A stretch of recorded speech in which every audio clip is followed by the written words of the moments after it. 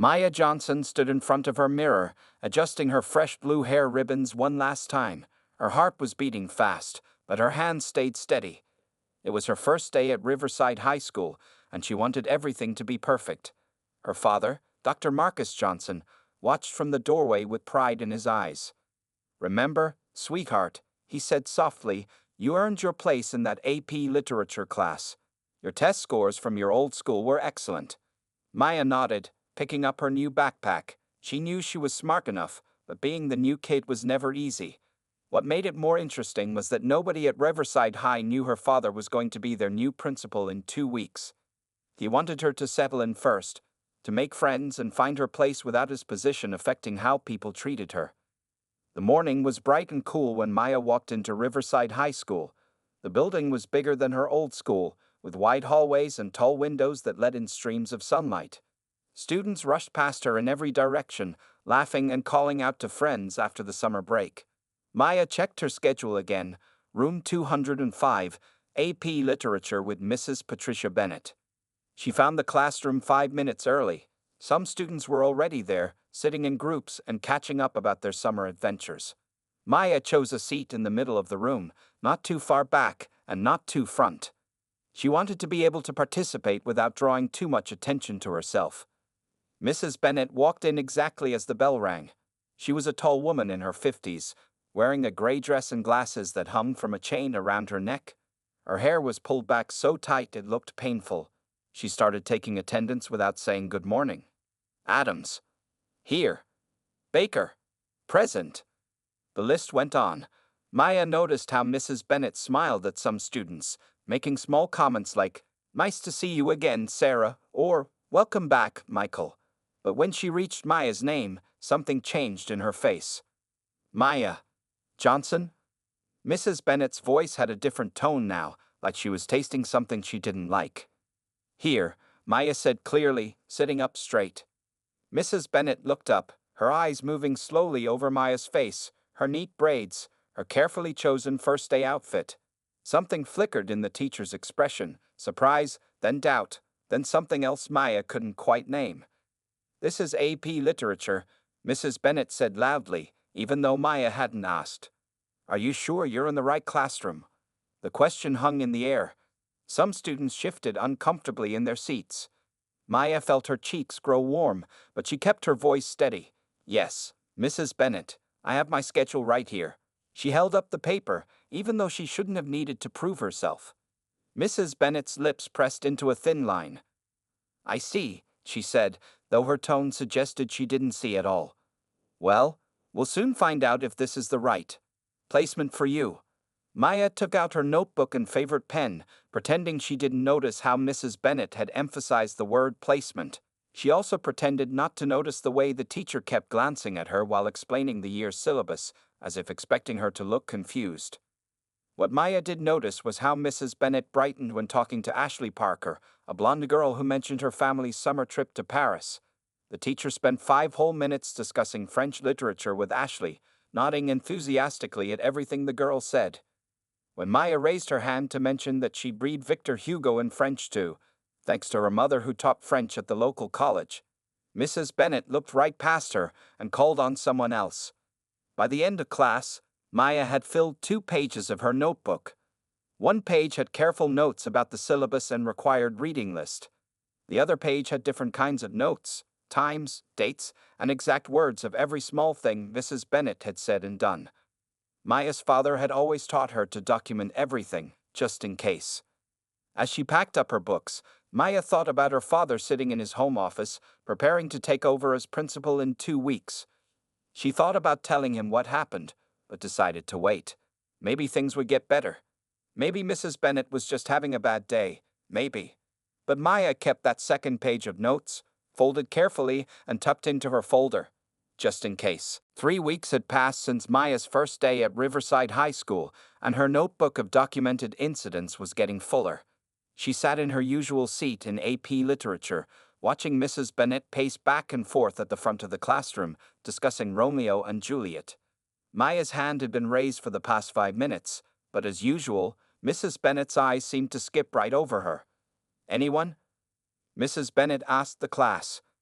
Can anyone tell us about the significance of fate versus free will in the play?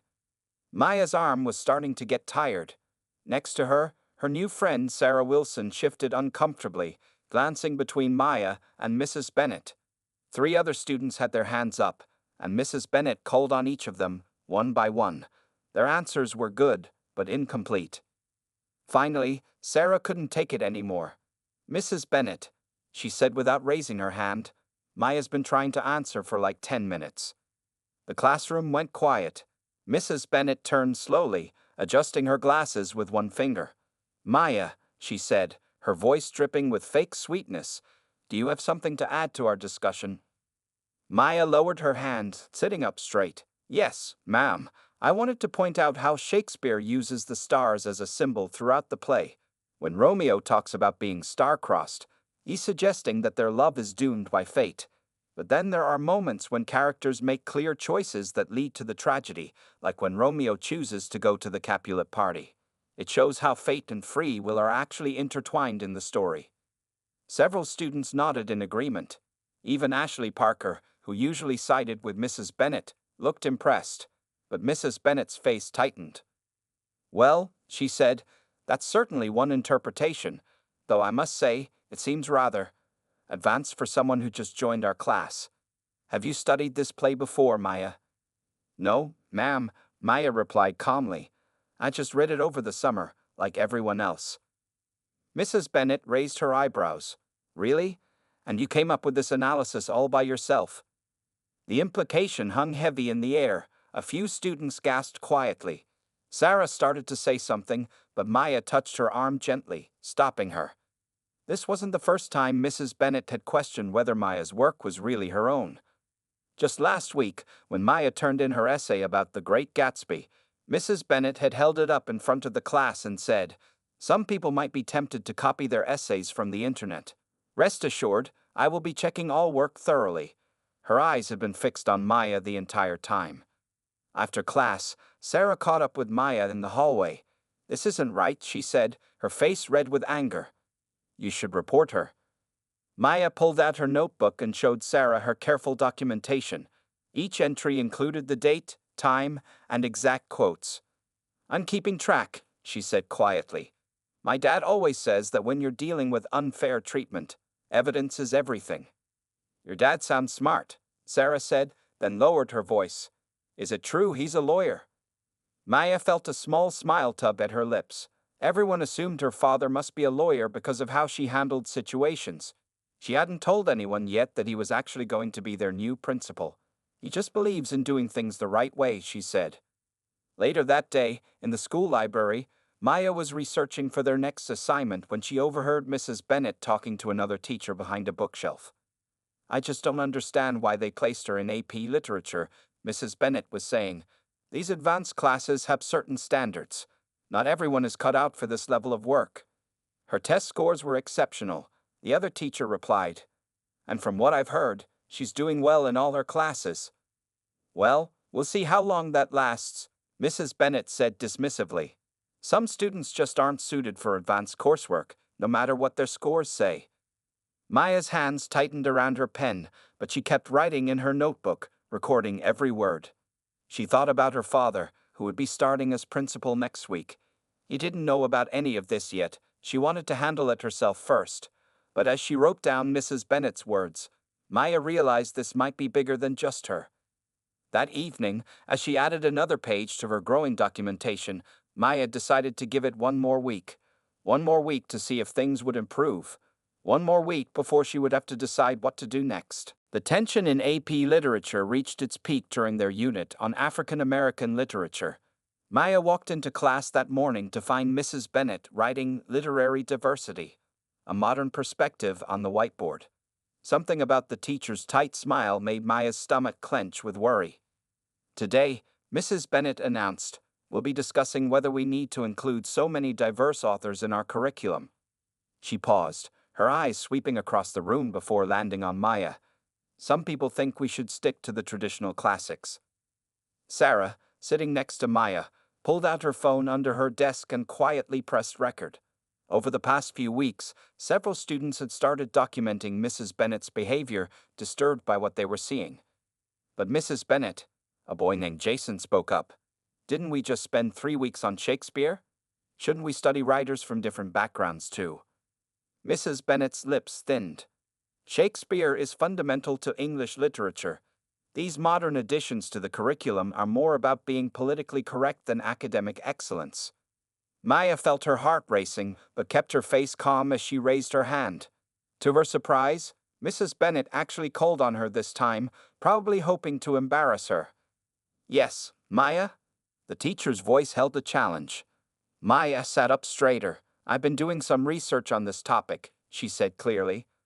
According to several academic studies, including one from Harvard University, students show improved critical thinking skills when exposed to diverse literary perspectives.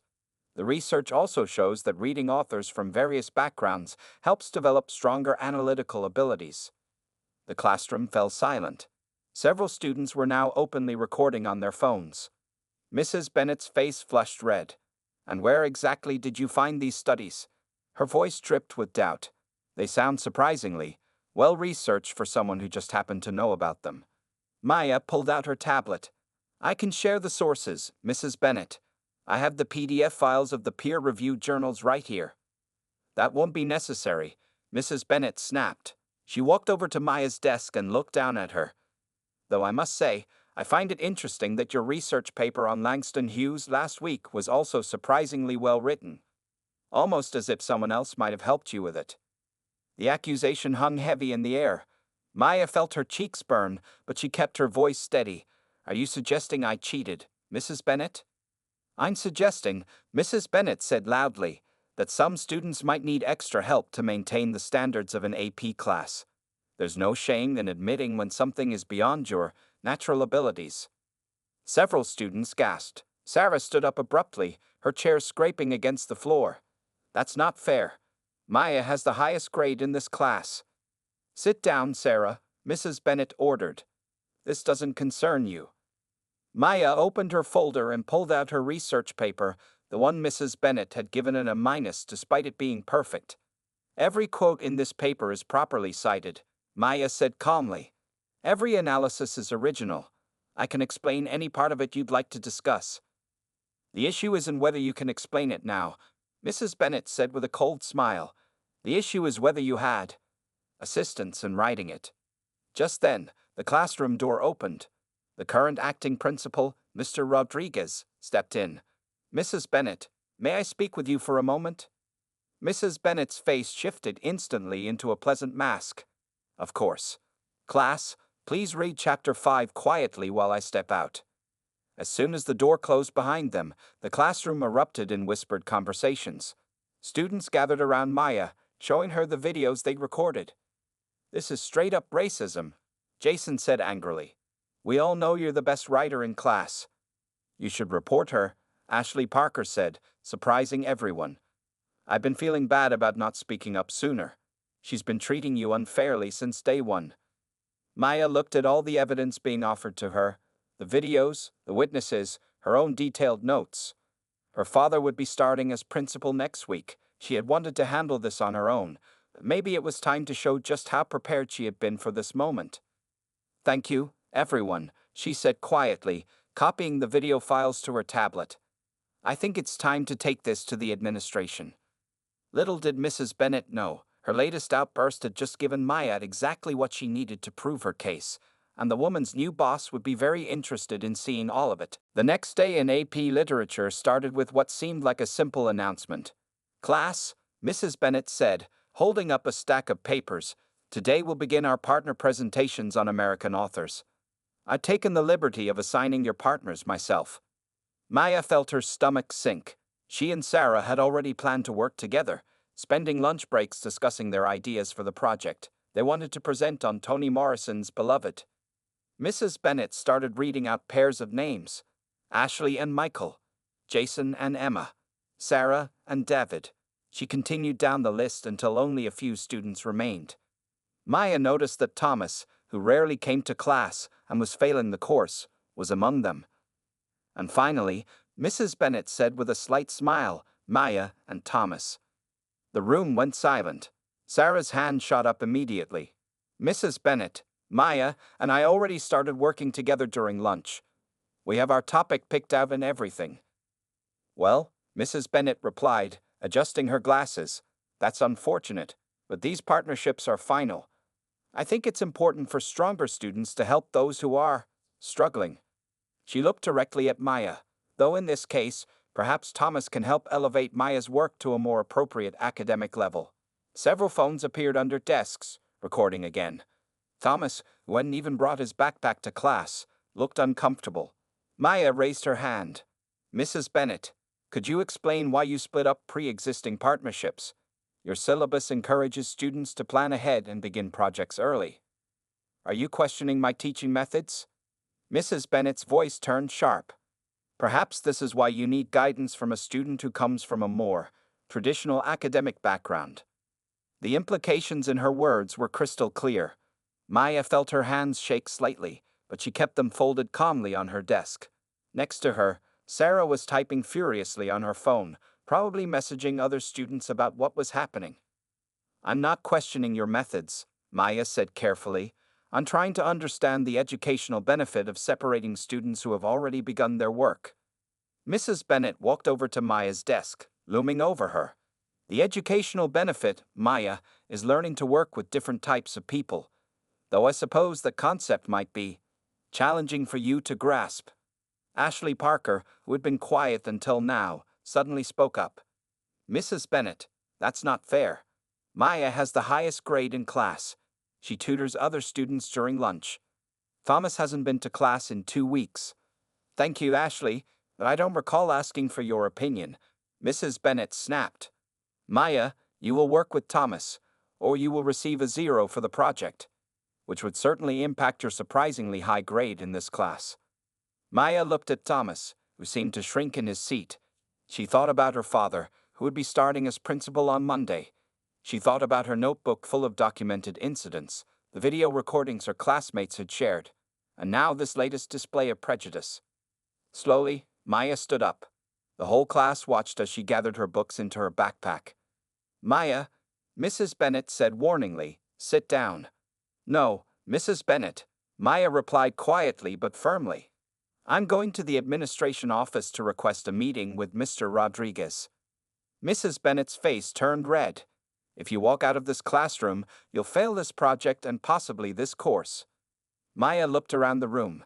Nearly every student had their phone out now, recording. Sarah gave her an encouraging nod. Even Ashley, who usually sided with teachers, was shaking her head in disapproval at Mrs. Bennet. Mrs. Bennet, Maya said clearly, making sure her words would be captured on every recording. You've questioned my abilities, doubted my work, ignored my contributions, and now you're trying to sabotage my grade by separating me from my chosen partner who happens to be white. I have documented every incident of your behavior. I'm not going to accept it anymore. With that, Maya walked toward the door. Behind her, she heard other chairs scraping against the floor. Sarah stood up first, then Ashley, then Jason. One by one, students began gathering their things. Where do you think you're all going? Mrs. Bennet demanded, her voice rising with panic. To support our classmate, Sarah announced, and to show Mr. Rodriguez our videos. Maya felt tears prick her eyes as her classmates joined her at the door, but she held them back. This wasn't about crying. This was about standing up, about doing what was right. As she walked down the hallway toward the administration office, surrounded by supportive classmates, Maya pulled out her phone to send a quick text to her father. Dad, it's time. I need to show you something about Mrs. Bennet. Mr. Rodriguez sat behind his desk, looking at the crowd of students gathered in his office. Maya sat in the center chair, her notebook open and her tablet ready. Sarah, Ashley, and Jason stood behind her, their phones out, ready to show their recordings. Let me understand this clearly, Mr. Rodriguez said, leaning forward. You're all here to report Mrs. Bennet's behavior toward Maya? Not just today, Sarah spoke up. It's been happening since the first day of school. We have proof. Maya opened her notebook. I documented everything, Mr. Rodriguez. Times, dates, exact quotes. She placed the notebook on his desk. There's also video evidence from today and previous incidents. As Mr. Rodriguez began reading, his frown deepened. In the hallway outside his office, More students waited, all wanting to share what they had witnessed. The secretary looked overwhelmed by the number of students asking to make statements. "Mrs. Bennet has tenure," a sharp voice said from the doorway. Everyone turned to see Mrs. Bennet standing there, her face flushed but confident. "This is ridiculous. A few students misunderstanding my teaching methods doesn't constitute an investigation." "Actually, it does," Mr. Rodriguez replied firmly. "Please wait in the conference room, Mrs. Bennet. We'll need to discuss this." After Mrs. Bennet left, Mr. Rodriguez spent the next 2 hours interviewing students. One by one, they shared their experiences. Ashley Parker, whose mother was on the school board, talked about how differently Mrs. Bennet treated Maya compared to other students. Jason showed videos of Mrs. Bennet consistently ignoring Maya's raised hand in class. "There's more," Sarah said, pulling up her phone. "Other students from previous years want to come forward too. I posted about what happened on our school's social media, and my inbox is full of messages." Mr. Rodriguez nodded seriously, making notes. "Maya, why didn't you report this earlier?" Maya straightened in her chair. "I wanted to handle it professionally, sir. My father always taught me to document everything and build a solid case when dealing with discrimination. I have every incident recorded, with witness statements and now video evidence." In the conference room, Mrs. Bennet was growing increasingly agitated. Through the glass walls, students could see her pacing back and forth, occasionally stopping to glare at them. She made several phone calls, probably to the teachers' union representative. By afternoon, the story had spread throughout the school. More students and even some former students came to the office, wanting to share their experiences with Mrs. Bennet. It wasn't just about Maya anymore. Others had faced similar treatment in the past but had been too afraid to speak up. "I had her 3 years ago," a senior named Marcus told Mr. Rodriguez. "She always made comments about how surprising it was that I could analyze Shakespeare so well. Like it was impossible for someone like me to understand classical literature." Mr. Rodriguez's assistant had to start a spreadsheet to organize all the complaints and evidence. The school board was notified, and emergency meetings were scheduled. Mrs. Bennet remained in the conference room, her confidence slowly fading as she watched more and more students line up to give statements. Late in the afternoon, Maya received a text from her father. "Just finished my final paperwork. Starting Monday. How was your day?" Maya looked around the busy office, at her classmates still giving statements, at Mr. Rodriguez reviewing videos and testimonies, at Mrs. Bennet now sitting alone in the conference room, her face pale as she realized the seriousness of the situation. "You'll find out soon," Maya texted back. She didn't want to share everything over the phone. This needed to be handled properly, through official channels. Mr. Rodriguez called Maya back into his office one last time. "The school board is meeting tomorrow morning," he said. "They want to review all the evidence. Your documentation has been exceptional, Maya. Very professional." Maya nodded. "Thank you, sir. Will there be consequences for Mrs. Bennet?" "With this much evidence? Absolutely." He paused, looking at her carefully. "You know, we're getting a new principal next week. I have a feeling he's going to be very interested in this case." Maya managed to keep her face neutral, but inside she smiled. Monday was going to be very interesting indeed. Have until tomorrow morning to decide how you want to handle this situation. Choose wisely. The next morning, Mrs. Bennet sat alone in the school board meeting room. Her usual confidence was gone, replaced by nervous fidgeting as she watched board members review the evidence against her. The pile of documentation seemed endless. Maya's detailed notes, student videos, written statements from former students, and even emails from parents sharing their children's experiences. Mrs. Bennet, the board chairwoman, Mrs. Parker, Ashley's mother, spoke first. "We've reviewed all the evidence. Do you understand the seriousness of these accusations?" "Aye." Mrs. Bennet's voice cracked. "I maintain that my teaching methods are strict but fair." Dr. Johnson, sitting at the other end of the table, pulled out a tablet. "Let's review some of these teaching methods," he said calmly. He played a video from the previous week. Mrs. Bennet questioning Maya's research paper, then another of her separating Maya from her project partner, and another of her dismissing diverse literature. "The pattern is clear," Dr. Johnson continued. "But what concerns me most isn't just your treatment of Maya. It's how long this has been going on. He gestured to a group of former students waiting outside, all students of color who had come forward after hearing about Maya's story. They had graduated years ago, but still remembered how Mrs. Bennett had made them feel. Mrs. Bennett's union representative leaned over to whisper something in her ear. The teacher's hands were shaking as she reached for her water glass. "We have two options for you," Mrs. Parker announced. "First option, immediate termination. The evidence is more than sufficient, and your tenure doesn't protect against documented discrimination." Mrs. Bennett's face went pale. 20 years of teaching ended in one moment. The second option, Dr. Johnson stepped in, is what I'm calling the path to change. He opened a folder and passed out documents to everyone at the table. "This is a comprehensive program I've developed. It includes intensive anti-bias training, cultural sensitivity workshops, and a probationary period where your classes will be regularly monitored. You'll need to work with a diversity consultant to revise your curriculum. Most importantly, you'll need to acknowledge your past behavior and actively work to change it." The room was silent as Mrs. Bennett read through the document. Her hands were still shaking. "Why?" She finally spoke, her voice quiet. "Why offer me a second chance?" "Because," Dr. Johnson said, "education isn't just for students. Teachers must be willing to learn and grow too. This isn't about punishment, it's about transformation. You have an opportunity to become part of the solution." Mrs. Bennett looked around the room, at the board members watching her seriously, at the former students waiting to share their stories, at Dr. Johnson's calm but determined expression. "If I choose the second option," she said slowly, "what happens next?" "You'll be suspended with pay for 1 month while you complete the initial training," Mrs. Parker explained. "When you return, you'll be on probation for the rest of the school year.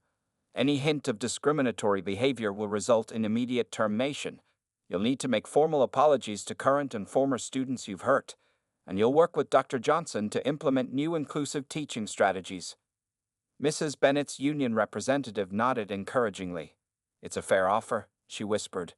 "Better than we expected." After what seemed like forever, Mrs. Bennett straightened in her chair. "I'll take the second option," she said quietly. I need to do better." Dr. Johnson nodded. "Your training starts tomorrow. The first session is about recognizing unconscious bias. Are you ready for some difficult self-reflection, Mrs. Bennett?" She looked down at her hands, then back up at him. "Yes," she said, and for the first time, her voice held no defensiveness. "I'm ready to learn." As they left the meeting room, they passed Maya in the hallway. She was putting up posters for a new student group. Diversity in education. Speaking up, standing together. Mrs. Bennett paused, watching her former student work. "Maya," she called softly. Maya turned, her expression guarded but not hostile. "I'm sorry," Mrs. Bennett said simply. "I'm going to do better." Maya nodded, accepting the apology, but making it clear through her steady gaze that she would be watching to make sure that promise was kept. As Mrs. Bennett walked away to begin her journey of change, Dr. Johnson smiled proudly at his daughter. She hadn't just stood up for herself, she had created an opportunity for real transformation at Riverside High. The next morning, Mrs. Bennett sat alone in the school board meeting room. Her usual confidence was gone, replaced by nervous fidgeting as she watched board members review the evidence against her. The pile of documentation seemed endless. Maya's detailed notes, student videos, written statements from former students, and even emails from parents sharing their children's experiences. Mrs. Bennett, the board chairwoman, Mrs. Parker, Ashley's mother, spoke first. "We've reviewed all the evidence. Do you understand the seriousness of these accusations?" Mrs. Bennett's voice cracked. "I maintain that my teaching methods are strict but fair." Dr. Johnson, sitting at the other end of the table, pulled out a tablet. "Let's review some of these teaching methods," he said calmly. He played a video from the previous week, Mrs. Bennett questioning Maya's research paper, then another of her separating Maya from her project partner, and another of her dismissing diverse literature. "The pattern is clear," Dr. Johnson continued. "But what concerns me most isn't just your treatment of Maya, it's how long this has been going on." He gestured to a group of former students waiting outside, all students of color who had come forward after hearing about Maya's story. They had graduated years ago, but still remembered how Mrs. Bennet had made them feel. Mrs. Bennet's union representative leaned over to whisper something in her ear. The teacher's hands were shaking as she reached for her water glass. "We have two options for you," Mrs. Parker announced. "First option, immediate termination. The evidence is more than sufficient, and your tenure doesn't protect against documented discrimination." Mrs. Bennet's face went pale. 20 years of teaching ended in one moment. "The second option," Dr. Johnson stepped in, "is what I'm calling the path to change."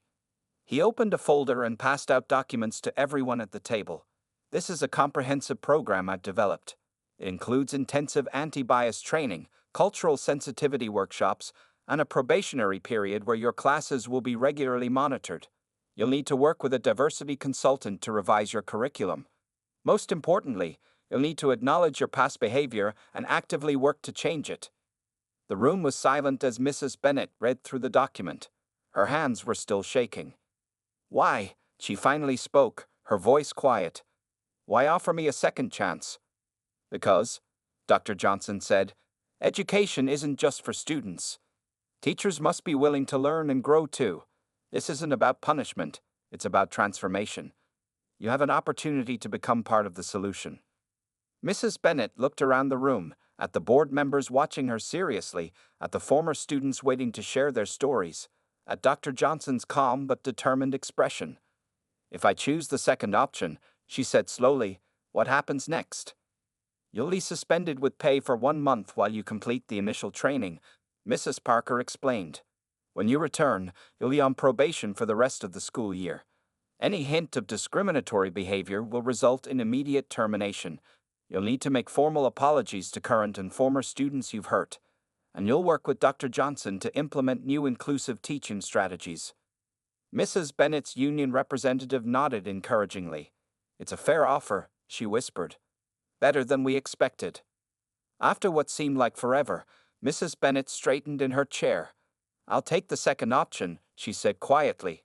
I need to do better." Dr. Johnson nodded. "Your training starts tomorrow. The first session is about recognizing unconscious bias. Are you ready for some difficult self-reflection, Mrs. Bennet?"